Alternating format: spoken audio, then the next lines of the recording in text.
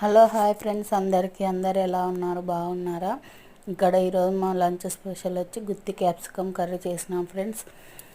ఈ వీడియో కొత్తగా చూస్తున్న వాళ్ళు లైక్ చేయండి, షేర్ చేయండి, సబ్స్క్రైబ్ చేసుకోండి. అలాగే ఇప్పుడు దీని ప్రిపరేషన్ చూద్దాము.